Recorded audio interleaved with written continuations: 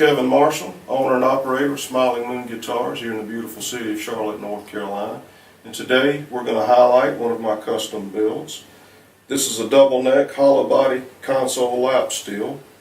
The front side being a resonator like a dobro. It's tuned to an open G.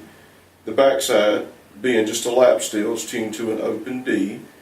This thing it's a kind of a R&D concept project because there's nothing else out there like this being a hollow body.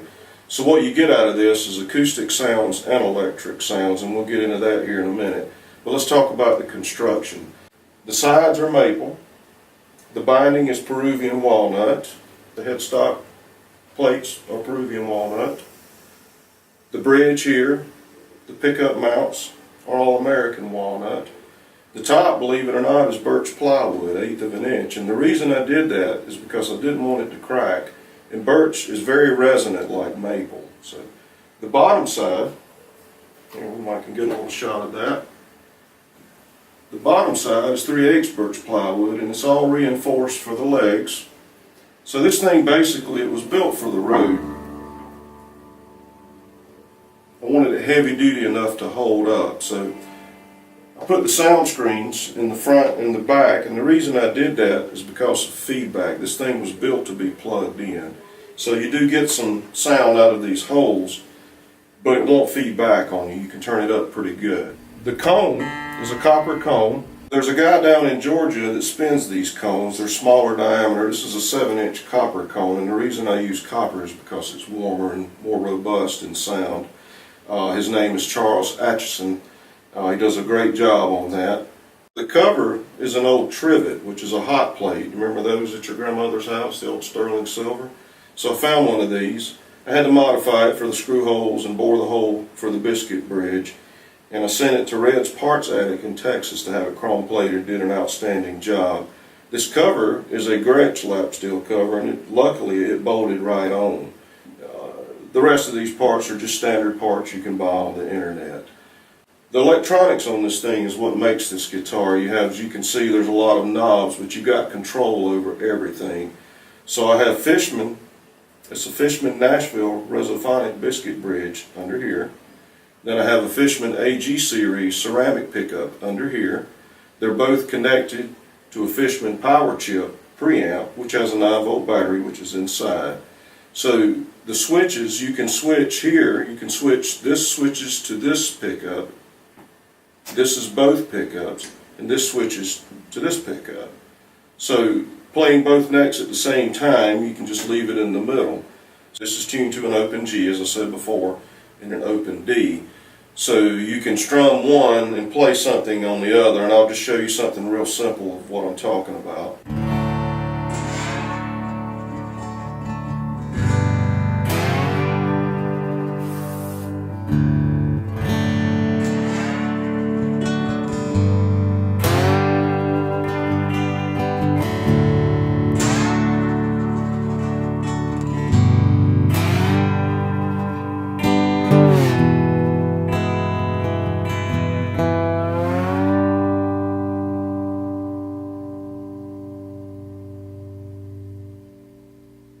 The passive pickups are lace pickups. Lace is making steel guitar pickups now, which are really cool. They make them in different widths according to how many strings. They sound killer. I love them. And they have been making this lace dobro pickup for a long time. So these are all divided individually where you control them. So the neck pickup on the back side is controlled by this bank. You have on and off, volume and tone. Same thing here, the bridge pickup. Same as that configuration, on and off, volume and tone. And the same thing for the dobro pickup. This bank controls that. So you've got total control over the volume of the instrument, what you want to use, different sounds, if you want to use both necks at the same time. So it's a pretty versatile instrument. Here, you plug in, this is a tip ring and sleeve cable. So this is a stereo guitar also. You can also use it mono and run into one amp, but today we're demonstrating the stereo aspect. The acoustic pickups are plugged into this Fishman Loudbox Performer.